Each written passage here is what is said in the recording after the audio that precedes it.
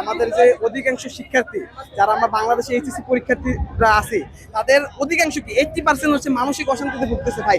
আপনারা যদি প্রত্যেকটা মানুষের স্টুডেন্টের চেহারার দিকে তাকান, আপনারা দেখতে পাবেন তাদের যে চোখে মুখে একটা যে অশান্তির যে ভাব আপনাদের স্পষ্ট ফুটে উঠবে। এই অশান্তির কারণটা কি ভাই? এই অশান্তির কারণটা হচ্ছে এই যে বিধ্বস্ততা মনোভাব। এই মনোভাবের একমাত্র কারণ হচ্ছে আমাদের এডুকেশন সিস্টেম, যেটা কারণ আমাদের এডুকেশন সিস্টেম কখনো ভালো ছিল না, এখনো হবে না। আমাদের যে উদ্ভব যে এডুকেশন সিস্টেমের যে নিয়ম বলে এগুলো আমাদের শিক্ষার্থীদের জন্য খুবই বিপজ্জনক বলা যায়। যেমন এই যে গতকালের যে এক্সাম যে আমাদের যে হলো, আমাদের ফিজিক্স পরীক্ষায় কোশ্চেনের যে 2টা সৃজনশীল ভুল ছিল, এই কারণে আমাদের রাজশাহীতে একজন বোন আত্মহত্যা করছে। সেক্ষেত্রে আমরা পরবর্তীতে বোর্ডের কার্যকলাপ আমরা কি দেখলাম, ওই 2টা কোশ্চেনের আমরা মার্ক দিয়ে দিব। আচ্ছা, আপনারা মার্ক দিলেন, কিন্তু যে জানটা চলে গেছে ওই জানটাকে আবার ফেরত দিতে পারবেন? কখনোই আপনারা ফেরত দিতে পারবেন না।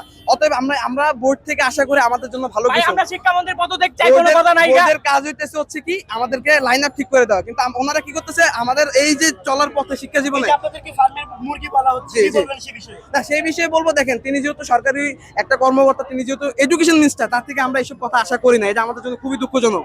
এবং আরেকটা কথা হচ্ছে এই ফার্মের মুরগি আমরা কিন্তু দেখেছিলাম যে বিগত সময়ে রাজাকার দিয়ে কিন্তু অনেক কিছু হয়ে গেছিল। অতএব তাদেরকে আমরা ছাত্র জনতা ওয়ার্নিং দিতে চাই যে যাতে পরবর্তী কোনো উক্তি করতে গেলে ভেবেচিন্তে কথা বলেন।